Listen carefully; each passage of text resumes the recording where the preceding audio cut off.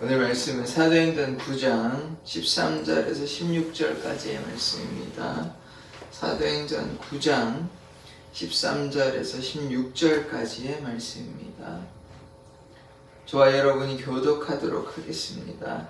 아나니아가 대답하되 주여 이 사람에 대하여 내가 여러 사람에게 듣사온즉 그가 예루살렘에서 주의 성도에게 적지 않은 해를 끼쳤다 하더니 여기서도 주의 이름을 부르는 모든 사람을 결박할 고난을 대제사장들에게 받았나이다 하거늘 주께서 이르시되 가라 이 사람은 내 이름을 이방인과 임금들과 이스라엘 자손들에게 전하기 위하여 택한 나의 그릇이라. 같이 읽겠습니다. 그가 내 이름을 위하여 얼마나 고난을 받아야 할 것을 내가 그에게 보이리라 하시니. 아멘. 하나님, 우리가 하나님의 귀한 그릇으로, 택한 그릇으로 사용하시기를 원합니다. 주께서 우리를 사용하시고 열방 가운데, 세상 가운데 하나님의 그 사랑을 전하는 자 되게 하여 주시옵소서. 예수 그리스도의 이름으로 기도드립니다. 아멘. 사울은 이 다메섹에서 그리스도의 그 영광의 빛을 보고 이제 회심하게 되는 것입니다. 3일 동안 이제 기도를 하게 되는데 눈에 보이는 것도 없고 이제 아마 회개했을 것이라 그렇게 추측이 되는 것입니다. 이때 사울에게만 하나님께서 역사하신 것이 아니라 그 주위에 아나니아를 통해서 결국은 이제 사울이 변화가 되는 것입니다. 이제 왜냐하면 아나니아가 가야 물론 하나님께서 이제 이런 식으로 직접적으로 만나시긴 하셨지만 아나니아가 가서 또 안수를 하면 눈에 비늘이 벗어지고 이제 보게 되는 거 봐야 뭐 할 거 아닙니까? 그래서 아나니아를 또 이렇게 사용하시는 것입니다. 이제 아나니아 이제 환상을 보여주시는 것이죠. 이제 사울이 이제 기도하고 있다. 직가라는 거리에 가서 이제 사울을 만나라라고 얘기하는 거죠. 순종합니다. 가서 이제 만나고 이제 안수하니까 또 하나님의 역사가 사울에게 나타나는 것이거든요. 자,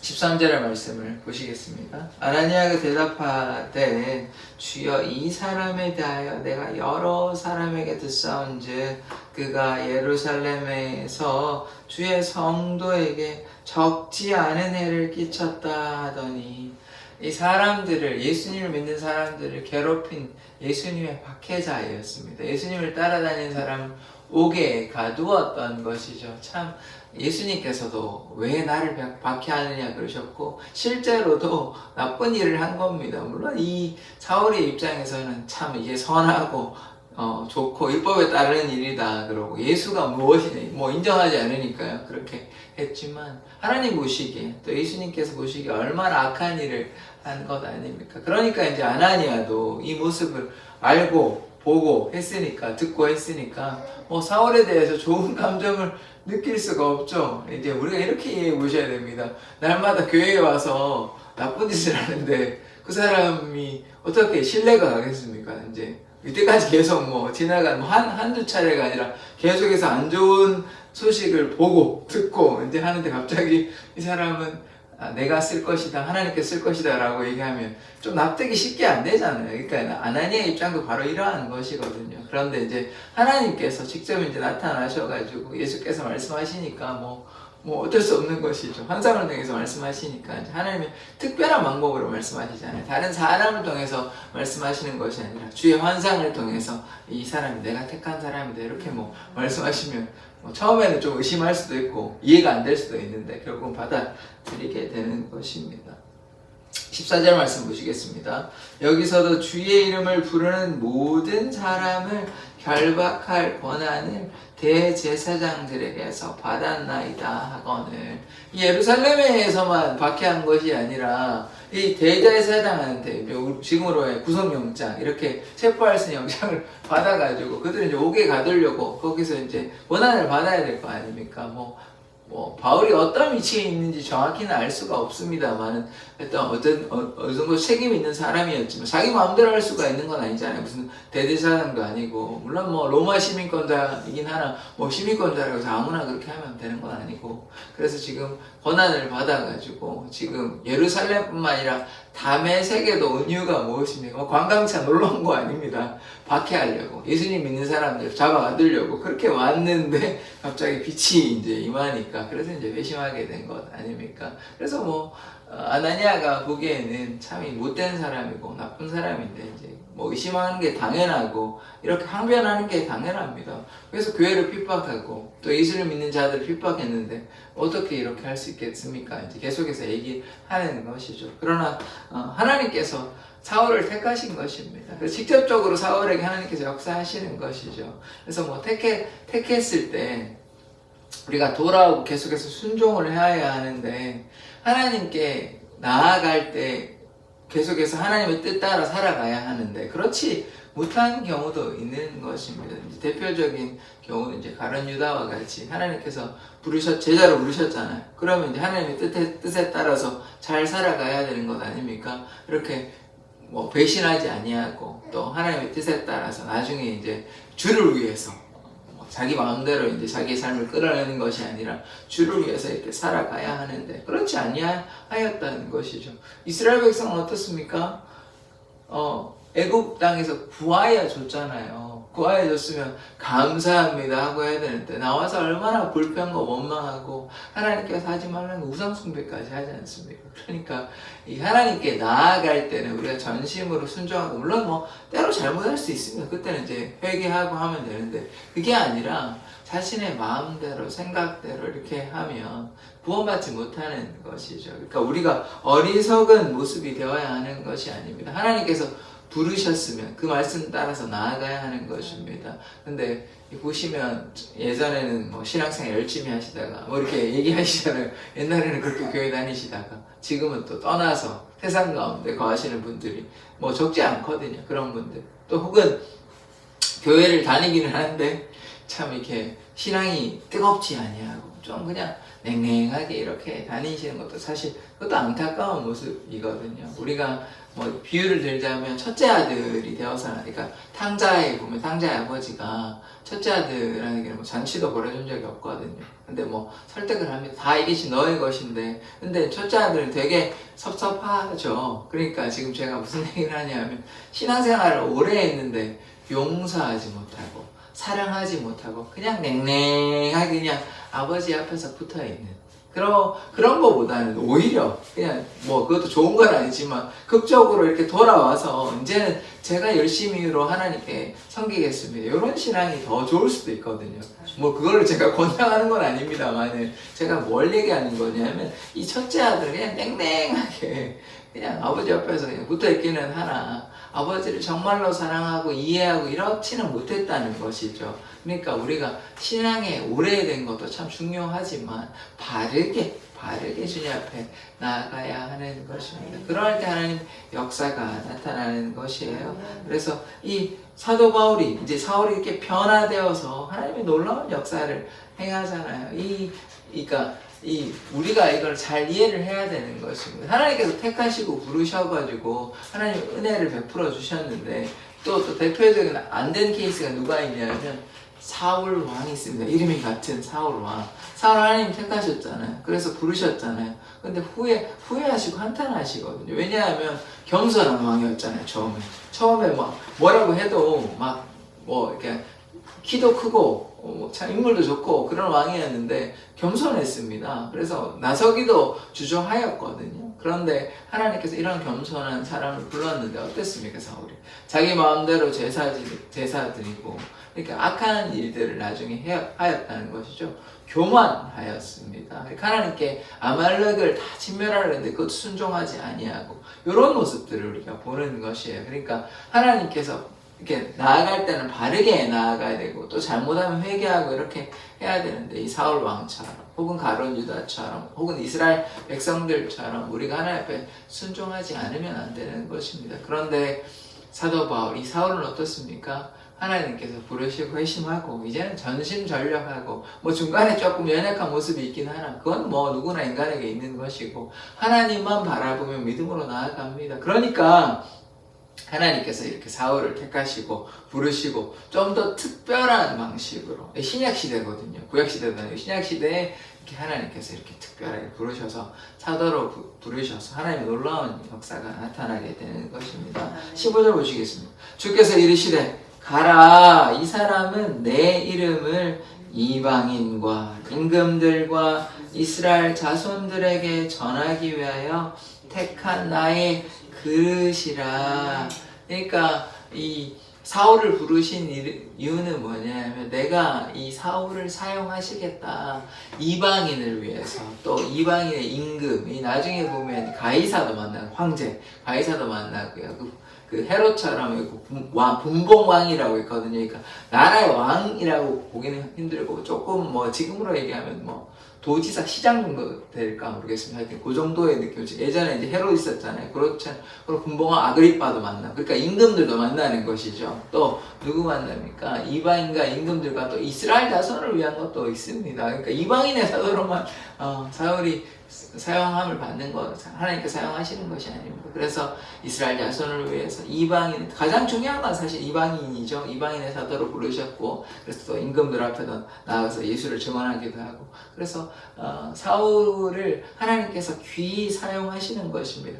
하나님께서 택한 귀한 그릇인 것이죠. 하나님께서 이 사울을 통해서 하나님의 놀라운 역사가 나타나는 것 아닙니까? 그래서 하나님을 믿는 자들, 예수를 믿는 자들을 그렇게 열심히 박해한 것처럼 반대로 변하니까 열심히 자신의 생명을 다해, 삶을 다해 예수를 증거하는 삶 살아갑니다. 그리고 이 성경에, 신약의 수많은 13권이나 다르는 그 놀라운 책들을 다 쓴 것 아닙니까? 로마서 이런 거 참 은혜의 말씀이거든요. 이 조직신학과 같은 이게 체계적으로 잘 정리해가지고 제가 무엇인지, 성령은 무엇인지, 예수는 누구신지 잘 정리가 되어 있는 것입니다. 그래서 하나님의 놀라운 은혜가 이 사울을 통하여 회심하였을 때, 하나님께 순종하였을 때 귀한 역사가 나타나는 것이죠. 지금 당장 우리의 눈에 보았을 때, 혹은 아나니아가 보기에는 그렇잖아요. 이 예수를 핍박했던 자였는데, 예수를 믿는 자들을 핍박하고 박해하고 옥에 가두던 자였는데, 갑자기 하나님께서 내가 이 사람을 나의 택한 그릇이고 이방인의 사도를 이렇게 불렀다고 말씀하셨을 때 이게 쉽게 납득이 되는 상황은 아니죠. 우리에게도 그렇잖아요. 어제까지 막 술 마시고 담배 피우고 막 나쁜 짓 하던 분이 갑자기 하나님께서 우리에게 나타나셔 말씀하시는데 이 사람이 내가 택한 그릇이다 라고 얘기하면 금방 이해가 되겠습니까? 아니죠. 그러나 지금 우리 지금 현재 시선에 머물러서는 안 되는 것입니다. 과거에 잘못할 수 있고, 과거에 참 이 사람 나쁜 사람이잖아요, 사울이. 그러나 하나님께서 쓰시고, 또 회심하고 변화되었을 때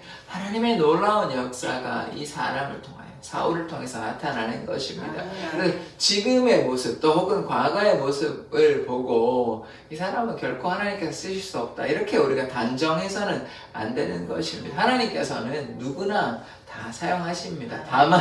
다만 어떻게 해야 됩니까? 하나님께 순종하고 변화되었고 하나님만 향해서 나아가야 하는 것이죠. 뭐 가룟 유다나 또 사울 왕이나 이렇게 되어서는 안 되는 것입니다. 하나님께 전심으로 나아가면, 사울에게도 이 사도 바울에게도 어떤 위기나 이런 것이 있었지만 결코 낙심하거나 좌절하지 않았습니다. 돌이키지 않았다. 나쁜 길로 오직 하나님께만 나아가는 것이 얼마나 참 이 마음이 순수한 사람입니까? 좋은 의미로. 그러니까 하나님만 향했던 것입니다. 자신이 로마 시민권자임에도 불구하고 그런 거 생각하지 않고 오로지 주님을 위해서 고통당하는 것을, 그냥 선한 일을 행함으로 고난당하는 것, 고통당하는 것을 감사함으로 다 받아들인 것 아닙니까? 왜냐하면 이제 나는 죽었다라고 생각하니까. 이제 개인, 사도 바울, 사울은 이제 없는 것입니다. 그럼 누구가 있는 것이에요? 예수만 있는 것입니다. 그런 삶을 살았던 것입니다. 그러니까 놀라운 일들이 나타난 것이죠. 자, 16절의 말씀을 보시겠습니다.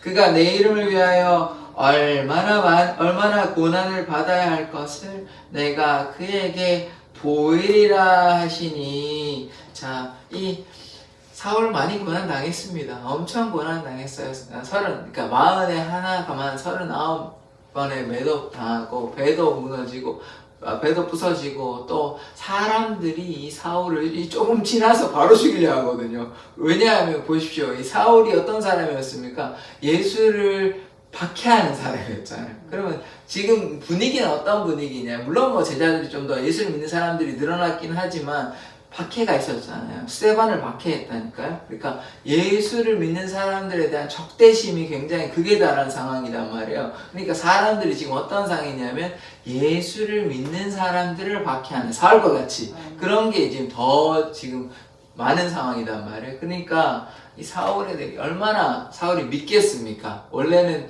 사울이 박해하는데 우리와 같은 편이었는데 이제는 갑자기 돌아서가지고 오히려 예수를 증거하니까 이 도무지 이해가 될 수가 없는 상황이잖아요. 불과 며칠 전까지만 해도 예수를 박해하던 사람이 이제 며칠 또 안 됐는데 이제 회당에 가서 복음을 증거하니까 사울을 얼마나 핍박했겠습니까? 죽이려 하고 또 매도 많이 맞고요.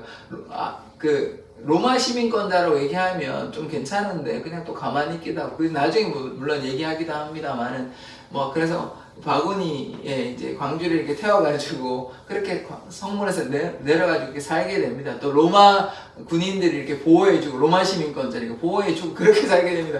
만약에 그렇지 않았으면 사울이 먼저 죽었을 것입니다. 사람들이 뭐 돌로 쳐 죽이려고 막 이렇게 혈안이 돼서 성문을 지키거든요. 그러니까 얼마나 많은 그 고통을 다 당합니다. 그러니까 배고프고 굶주리고 헐벗고 자기 고생담을 이제 나 고린도 후선지 거기에 자기가 얘기를 하는 게 있거든요. 내가 이러이러한 고난을 다 당했다고 자기가 또 얘기하는 게 있습니다. 뭐 그것을 뭐 자랑하려고 했겠습니까? 하나님께 순종하기 위해서 안락한 삶 살 수 있었을 겁니다. 이제 어느 정도의 부가 있었을 것이고 로마 시민권자라고 하면 가난하면 안 되고 부모가 어떤 일을 해서 뭐 샀는지 어떤지는 모르겠죠. 하여튼 사울은 태어나면서부터 로마 시민권자니까 그냥 안락한 삶, 편안한 삶을 살 수 있었던 것이지. 우리가 어떻게 이해하면 되냐면 우리가 한국에서 편안하게 지금 살 수 있잖아요. 그런데 우리가 이를테면 북한에 간다든지 아니면 뭐 소외되고 이제 힘든 뭐 아프리카를 간다든지 이런 선교의 사명을 감당하는 그런 삶으로 이해하면 되는 것입니다. 그런 삶이 얼마나 힘들겠습니까? 아프리카에 인프라도 잘 안 갖춰진 기반 시설이 없는 곳에서 뭐 교통 시설이 잘 사는 나라를 얘기하는 것이 아니라 힘든 나라, 어려운 나라, 가난한 나라가 있다는 것이에요. 거기 가가지고 복음을 증거하기 위해 애쓰는 삶입니다. 그러면 얼마나 힘들겠습니까? 그거보다 더하면 더했지 덜하지 않은 게 사울의 삶인 것입니다. 그러니까 하나님을 향해서 이렇게 믿음으로 나아갔던 것이죠. 그래서 얼마나 많은 고난을 당했습니까? 그럼에도 불구하고 그것에 대해서 뭐 원망하거나 불평하지 않습니다. 왜요? 나는 죽었기 때문에 예수님만 드러내는 삶인 것입니다. 사실 이러한 삶이 우리의 삶이 되어야 하는 것이에요. 그렇기 때문에 이제 한국의 선교사님도 뭐 미국에서 영국에서 이렇게 그 당시에 무슨 비행기가 뭐가 있습니까? 배 타고 그것도 금방 오는 거 아니에요. 한참 막 둘러서 이렇게 오는 것입니다. 그런 수고를 다 감내하는 것입니다. 왜요? 하나님 사랑하니까. 예수님이 그들의 삶 가운데 충만하게 역사하시니까 성령이 충만하니까 그런 사역들을 다 감당하시는 것입니다. 마찬가지로 우리도 우리 안에 성령이 충만하고 예수의 영이 충만하면 우리가 하는 것이 아니에요. 우리의 의지로 우리의 노력으로 할 수 있다 그러면 굉장히 제한적이거나 잘 못할 것입니다. 그래서 우리가 뭐 해야 됩니까? 기도함으로 성령의 충만함을 입어서 우리는 용서할 수 없습니다. 우리를 힘들게 하는 사람들 결코 용서할 수 없어요. 누가 용서하는 것이에요? 예수님이. 하나님이 우리 안에 그런 마음을 주시고 예수의 영이 충만함으로 말미암아 우리가 용서하고 사랑하고 복음 증거하는 것입니다. 그래서 우리가 뭐 처음에는 잘 모르고 할 수도 있어요. 모르고 할 수도 있지만 우리 안에 누가 가득해야 되냐면 예수님이 가득해야 됩니다. 성령님이 가득해야 됩니다. 그러할 때 이 사도 바울과 같이 우리가 기이 하나님께서 쓰임을 받는 것입니다. 그래서 우리가 하나님 앞에 믿음으로 이렇게 나아가십시다. 하나님께서 사울을 사랑하시면 우리를 안 사랑하시겠냐고요. 사울을 귀하게 쓰시잖아요. 이 고난당한 것을 유익이라 여기고 하나님을 향해 믿음으로 나아갔던 사람 아닙니까? 이 모든 것을 감당할 수 있었던 것은 무엇입니까? 하늘에 대한 소망이 있었다고요. 천국 시민권을 가지고 있었기 때문에 그거에 대한 두려움이 없었던 것이에요. 분명한 목적의식이 있었던 것이에요. 확실한 믿음이 있었던 것이에요. 하나님께서 살아계시고 내가 죽으면 분명히 하늘나라 천국에 간다. 이런 또 이미 또 그런 경험했던 것도 있습니다. 내가 내 몸 밖에서 나를 본다 이런 얘기도 하거든요. 그래서 신비한 현상에 대해서 이미 경험했다는 것입니다. 그것도 뭐 자랑하지도 않아요. 나중에 예전에 그런 일을 했었다고 그렇게 얘기하는 것이거든요. 그러니까 우리가 어떻게 해야 됩니까? 분명하게 하나님이 살아계시고 우리가 이 땅에서 그냥 죽으면 끝나는 것이 아니라 천국에서 영원한 삶을 누리고, 그렇다고 해서 이 땅에 우리가 때로 고난이 있긴 합니다. 그런데 우리가 사울을 너무 고난의 어떤 사람으로만 이해해서는 안 됩니다. 고난이 더 큰 만큼 뭐가 있습니까? 은혜가 있다고요. 은혜가 하나님의 놀라우신 은혜가 있기 때문에 이 수많은 고난을 다 감당했다고 보는 게 더 맞는 것입니다. 그러면 뭐 해야 돼요? 우리 안에 하나님의 은혜가 충만하면 우리가 이 모든 고난, 역경, 아픔, 슬픔 다 견뎌낼 수 있는 것이에요. 우리가 하는 것이 아니라 하나님께서 우리에게 은혜 베풀어 주시니까. 그래서 우리가 날마다 하나님께 요런 마음을 가지고 요런 믿음을 가지고 하나님의 은혜 부어달라고, 성령을 부어달라고, 하나님께서 날마다 함께 해달라고, 그것이 신앙생활인 것입니다. 그러할 때 하나님께서 우리를 사용하시죠. 우리가 귀하게 쓰임받을 줄 믿습니다. 사울을 사용하셨던 하나님께서 우리도 사용하여 주십니다. 어떨 때요? 전심으로 하나님만 믿음으로 순종하며 나아갈 때. 사울을 사용하였잖아요. 왜 그랬겠습니까? 사람이 변화되니까 죽을 똥 살 똥 모르고, 죽어도 주를 위해 살고 살아도 주를 위해 사니까 모든 삶을 그러니까 주님 앞에 내놓을 것을 이미 하나님은 아셨던 것이에요. 이미 이렇게 고난당할 거를 다 아셨단 말입니다. 왜냐하면 이 사울은 회심한 이유로, 깨달은 이유로 오직 예수만, 오직 하나님만 향해 나아가는 사람이거든요. 그러면 우리는 어떻게 해야 되겠습니까? 우리도 마찬가지로 오직 예수, 오직 예수만 증거하며 사십시다. 예수님이 우리의 삶의 모든 것 되십니다.